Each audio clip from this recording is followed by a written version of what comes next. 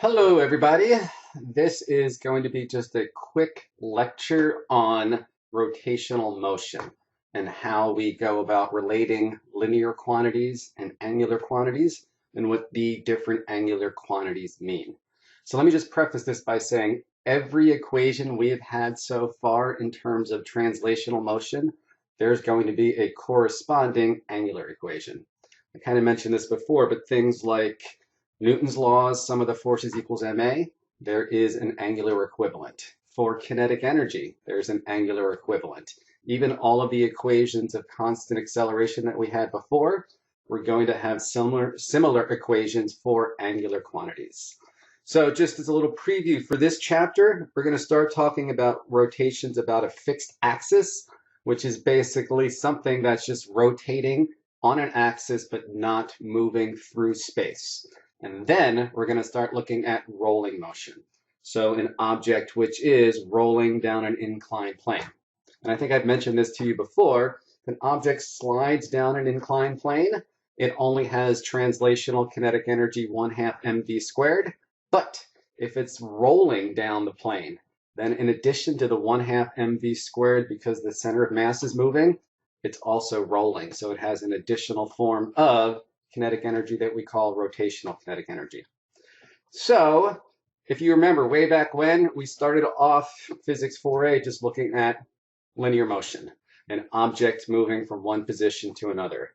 And we were basically looking at position, which is where an object is relative to the origin. We looked at velocity, which is just the rate at which the position is changing. And then we looked at acceleration, which is the rate at which the velocity is changing. Well, when we're dealing with angular quantities, our position, we're basically going to be measuring angles relative to sort of our x-axis. And just let me throw this out here right now. Angles are measured counterclockwise from the positive x-axis. So if I had an angle of, we're going to be dealing in radians, but just throw this out here, pi over 2 radians, hopefully you know is 90 degrees. So if an object here is rotating counterclockwise, that's sort of our standard for positive when dealing with rotational motion. So to the x-axis to the right was generally considered positive. When we're dealing with rotations, counterclockwise rotations are considered positive, just like we normally measure angles relative to the positive x-axis. So our angular position is basically going to be theta. And again, we're going to be using radians, and I'll go into that in a second. Our angular velocity, we're going to use omega, and we're going to measure angular velocity in radians per second. And then our angular acceleration, alpha, is going to be in radians per second squared. That's the rate at which angular velocity is changing. So I got a quick little question for you.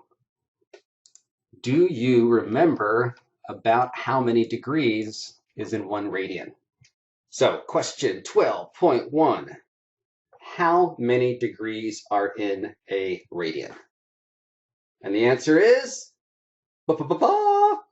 D. It ends up that 1 radian is about 57.4 degrees. Where does that come from? Well, let me just remind you how a radian is defined. If I have a angle, so let's say this angle here is theta, r is the radius, and then s is the arc length. The way we define a radian, an angle in radians, is it's equal to the arc length, s, divided by the radius, r. So arc length is just sort of the length of that little segment of the circle, and then r obviously is just the radius of the circle. So because I'm taking a distance divided by a radius, both of these are in meters, it ends up that even though we use sort of the symbol for RAD for radian, it's actually a pure number, meaning it does not really have any units associated with it. So just as a little preview, one of the things we're going to see in how linear and angular quantities are related is that tangential speed is equal to r omega. Well, we know speed is in meters per second. We know r, radius, is in meters. Whoops. Whoa. And omega, we're going to see, is measured in radians per second. So if I look, the units do work out because what I end up with is meters per second is equal to meters times a radian per second. And like I said, radian is kind of like a placeholder, so this right-hand side does still have units of meters per second. So a radian we sort of have as a placeholder to indicate that it's an angle measured in radians, but it's not a real unit like we're normally thinking of units. So in terms of just how do I get 1 radian equals 57.4 degrees?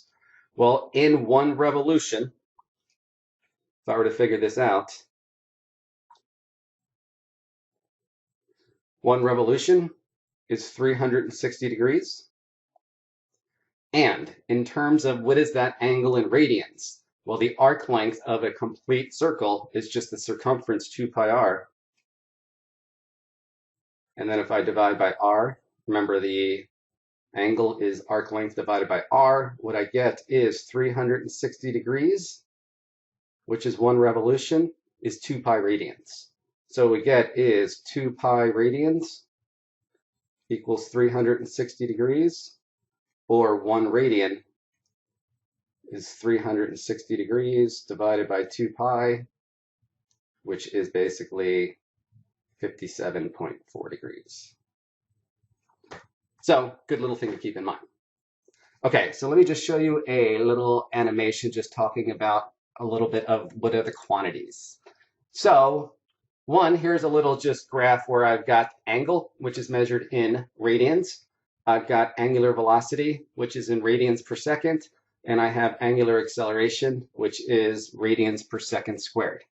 So if I change the angle, so 90 degrees is pi over 2, which is 3.14 divided by 2. Can't do math at the moment. 3.14 divided by 2. 1.57. So if I started off at an angle of 1.57, that's basically just like me starting off at 90 degrees. Angular velocity tells us how fast the angle is changing. So if I were to just hit go right now with something with an initial velocity, an initial angle of pi over 2, angular velocity of 0, angular acceleration of 0, basically it's not moving. It's got no angular velocity and it's got no angular acceleration. So let me just stop this, clear it again. Yes.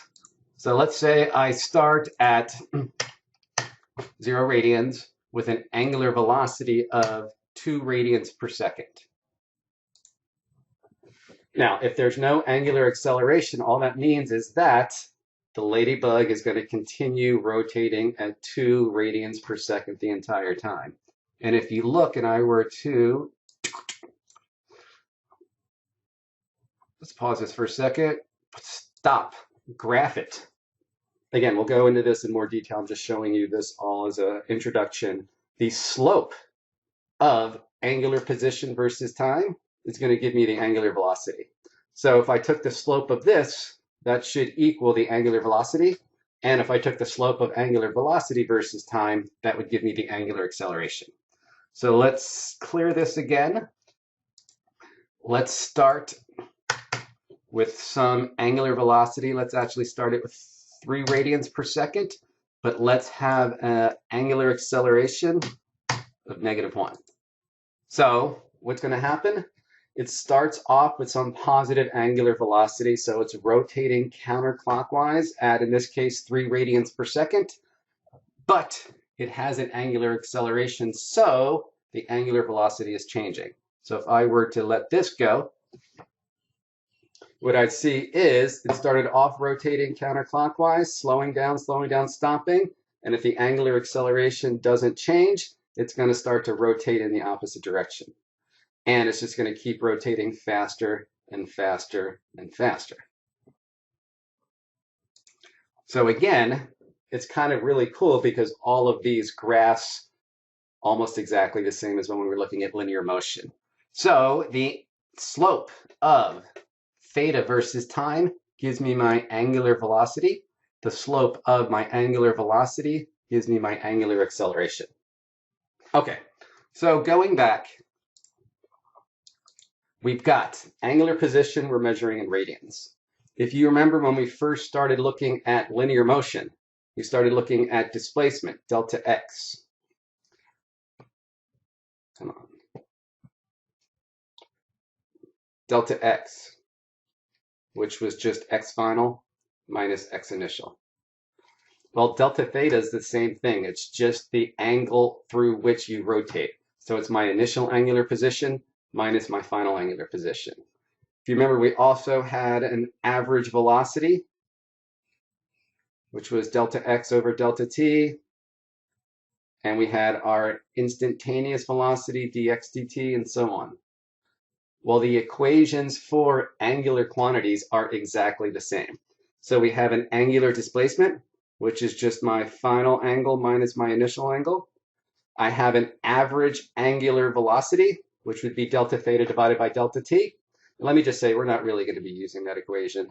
One we will be using is the angular velocity is just d theta dt.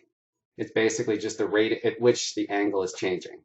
And my angular acceleration is equal to d omega dt. It's the rate at which the angular velocity is changing. If the angular acceleration is 0, that means just something is continuing to rotate at a constant angular speed. It's not changing at all. And one important thing to keep in mind for rigid bodies is that all parts of a rigid rotating body are going to have the exact same values of delta theta, of omega, and alpha. So let me see if I can show you that. So just what that means is, so let's say I look at these ladybugs. So one, this is kind of a really cool animation to look at. And let me just tell you that it's FET in its ladybug revolution. So it's actually a Java applet. You have to sort of download it and run it on your computer, but pretty interesting to look at and see some of this for yourself. So for this one, unfortunately, the angles are all in degrees. I can't change that. But as this thing were to rotate through a certain angle, all parts of it are rotating through that exact same angle. If it's a rigid body, everything is rotating together. So as these are moving, all parts of it are moving at the same angular velocity. For this particular one, it's showing it in degrees per second, but we're going to end up doing it in radians per second. So going back to this plot again, let's start with an angle of, let's say, negative. Let's just do negative pi, negative pi over 2, 1.57. So this is initially at an angle of negative 90 degrees or negative pi over 2. Let's give it a positive, well, let's start off at 0 angular velocity, but a positive angular acceleration. So this would be like something starting to the left of the origin, at rest, and then accelerating to the right, if I'm talking about linear motion. So if I hit play,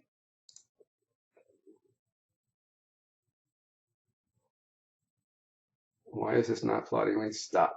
Clear this again. Maybe that angular acceleration is too much. Make 0.5 radians per second. And again, let's start this at 0. And we'll start this at negative pi over 2. So once I hit go, oh, that didn't work. Negative pi over 2 omega, and let's make this 0.5. Go. Oh, sorry, stop. Clear. Yes. negative 1.57, 0, and 0.5. Go! Why does it keep stopping this? Stop! All right, I'm going to edit this. Make this 0, and I want this to be 0.5. All right, now go. Okay, so here it started off with a negative angular position, which means that it was, we're doing things, it was it was clockwise 90 degrees. It started off at 0 angular velocity, which means it wasn't rotating, but it did have an angular acceleration. So how do I know the sign of the angular acceleration? Just like with linear motion, if something's speeding up, then the velocity and the acceleration point in the same direction. If something's slowing down, the velocity and acceleration point in opposite directions. So if something's moving counterclockwise, it has a positive angular velocity. And if it's speeding up, that means it also has a positive angular acceleration. All right. Couple other things to keep in mind. If I had a plot of, let's say, x versus t, we know that velocity is the slope of x versus t, and acceleration is the slope of v versus t. Well, the same thing is true for angular quantities. Angular velocity is the slope of angular position versus time. Angular acceleration is the slope of angular velocity versus time. And not really going to be giving you any problems like this, but just throwing this out for information. Remember, we could get delta x by looking at the area under velocity versus time. Same thing is true for angular stuff. We could get delta theta by looking at the area under the curve of omega versus t. And if you remember, delta v was the area under acceleration versus time. Well, I could also get delta omega as the area under the curve of angular acceleration versus time. The one things that we will be using are, if you remember, we have 4 equations of constant angular acceleration. Constant linear acceleration. We had Vx equals V naught x plus AXT, x equals x naught plus V naught xt plus 1/2 AXT squared, Vx squared equals V naught x squared plus 2AX, x minus x naught, and x minus x naught equals 1/2 V naught x plus Vx times t. I'm not going to derive these for the angles, but it's exactly the same thing. So I have omega equals omega naught plus alpha t. Theta equals theta naught plus omega naught t plus 1/2 alpha t squared. Omega squared equals omega naught squared plus 2 alpha theta minus theta naught. And theta minus theta naught equals 1/2 omega naught plus omega times t. So those are our 4 equations of constant angular acceleration. This one I forgot to include. The one I just said was delta theta. Let's go back. How did I do? So I wrote it as theta minus theta naught. Same thing. So theta minus theta naught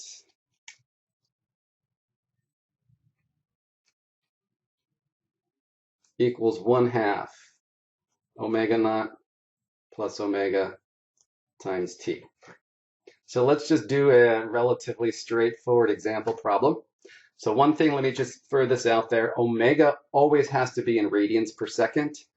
Alpha always has to be in radians per second squared. And so if they give us the angles in degrees, you need to convert them. If they give you the angles in, if they give you the angular speed in revolutions per minute, you have to convert that into radians per second. So one, it's a fairly simple conversion. But if I ever wanted to convert from radians per second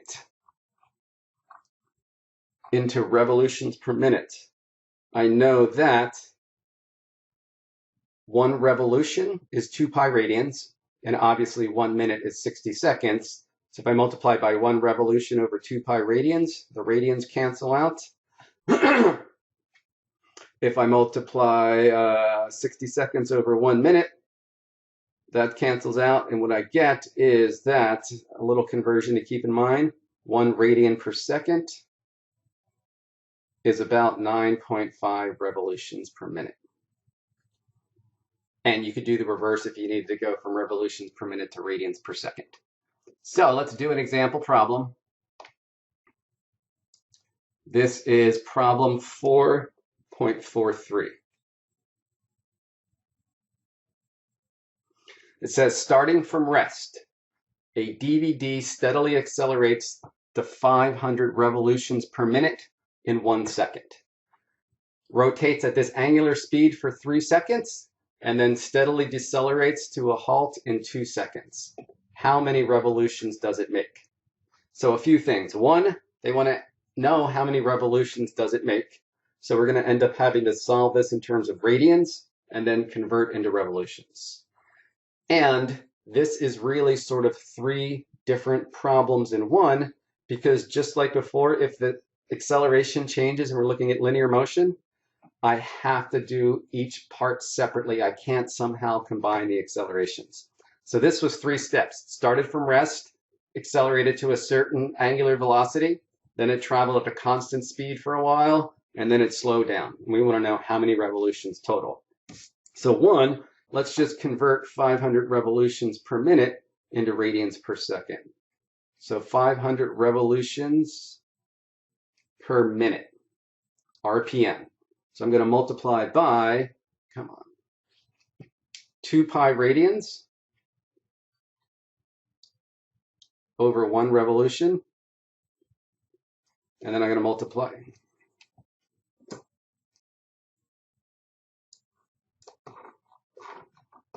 Sorry about that. I'm going to multiply by 1 minute divided by 60 seconds. And what I get is 500 revolutions per minute is 52.36 radians. So the initial setup starts from rest, so I know omega naught is 0. This 52.36 is my final angular speed after 1 second, and then it's rotating at this speed for 3 seconds, and then it slows down steadily until it comes to rest in 2 seconds. And we want to know how many revolutions does it make. So this, I have already done this problem, so let me go to lecture notes. Okay, so keep in mind, started from rest, which means my omega naught is 0. It sped up to 52.36 radians in 1 second. So in essence, what I need to do is calculate how many radians did it rotate through for each of these 3 different segments. So I know I can set my theta naught, to be 0, just like setting x naught to be 0. So I'm looking for what is theta. I know it started off at rest, ended up at 52.36 radians. I don't know what the angular acceleration is, but I know the time was 1 second. Easiest equation is theta minus theta naught equals 1/2 omega naught plus omega times t. Started at rest, so this omega naught term is 0. We define theta naught to be 0. I get theta equals 1/2 omega times t.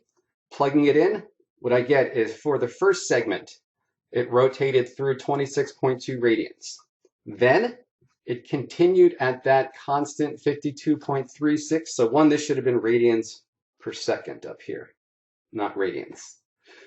It's continuing to rotate at 52.36 radians per second for a total of 3 seconds. So again, here, I could have let my initial theta be 26.2 radians, but I'm just going to define it to be 0 again, and then add all of the angular displacements together. So it starts off at 52.36 radians per second. It continues at that speed. It has no angular acceleration, and it's rotating at that angular velocity or speed for 3 seconds. So easiest equation, theta equals theta naught plus omega naught t plus 1/2 alpha t squared. Alpha is 0, so this term drops out. Theta naught is 0, so what I get is theta equals omega naught times t. So 52.36 radians per second for 3 seconds. So I get the second portion was 157.1 radians. And then part 3, now it slows down over 2 seconds until it comes to rest. So omega naught, 52.36 radians per second. It ends at rest in 2 seconds. I don't know alpha. We could figure it out if we need to, but we don't. Again, I'm going to use theta equals theta naught. Theta minus theta naught equals 1/2 omega naught plus omega times t. Omega 0, theta naught is 0. What I end up getting is 52.4 radians for the third part. So if I add up all of the angular displacements, what I get is it rotated through 235.7 radians. And since 1 revolution is the same as 2 pi radians, ultimately what I get is theta is 37.5 revolutions. Okay, so that's not a major part of this chapter, but you do need to sort of understand the angular quantities. So again, the big angular quantities are theta, which is always going to be measured in radians. And 1 radian is about 57.4 degrees. Omega, which is the angular velocity or angular speed, it's how quickly you're rotating. We tend to use revolutions per minute in the United States. In physics, we're using radians per second. And then angular acceleration is the rate at which the angular velocity is changing. That's in radians per second squared. Okay, last thing, and this is going to be important for the rest of the chapter, is how do I relate linear and angular quantities? If I look, let's go back to this ladybug thing for a second.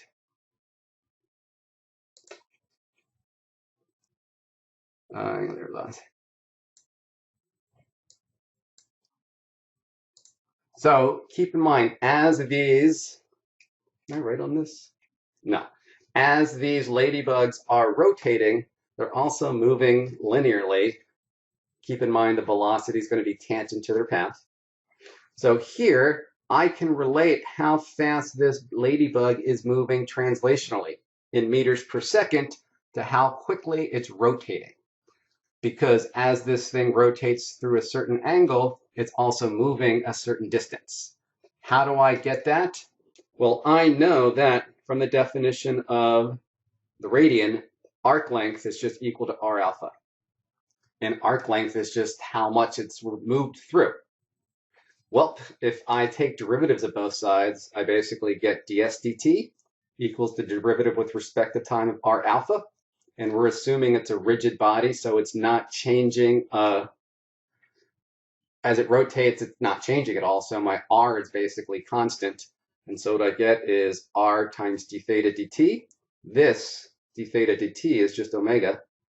And this is just my translational speed. And so, big equation we're going to be using, this is very important, is how fast you are moving translationally in meters per second equals how far you are from the center of the circular motion, from the axis, times how quickly you're moving angularly in radians per second. Notice from this that the bigger the value of r, the faster the object is moving, which should make sense because if I have an object, let's say 2 objects, one is here and the other one is here. As these things were to rotate, let's say they made 1 complete revolution. Well, they are going to both move through the same angle in the same amount of time, but the one that's farther away had to travel a bigger distance. Right? Both of them are basically traveling 2 pi r when it does 1 complete revolution. So the farther out you are, the faster you must be going. So can I move this? Pause. Let's move you, reset off. Let's move this ladybug pretty close here. And let's move this one farther away. And as these things rotate, Pause. Now you can clearly see. So here it's showing that the speed for this ladybug, which is farther away from the center, is greater. And the speed for each I could just get by V equals R omega. Omega is the same for all parts of a rotating rigid object, but the farther you are from the axis, the bigger your linear speed. If I were to take a derivative of this equation with respect to time, so dv dt equals derivative with respect to time of R omega, again, assuming R is constant, then what I get is R times d omega dt. This is just my angular acceleration. So my tangential acceleration is equal to R times alpha. And remember, this is a change in speed.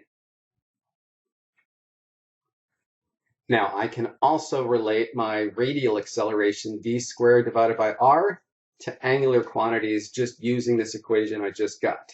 So we know radial acceleration is v squared over r, but v is really equal to r omega. And so what I get is r omega, the whole quantity squared divided by r, or my radial acceleration is equal to r omega squared. So these are going to be very important moving forward, is how do we relate linear quantities and angular quantities.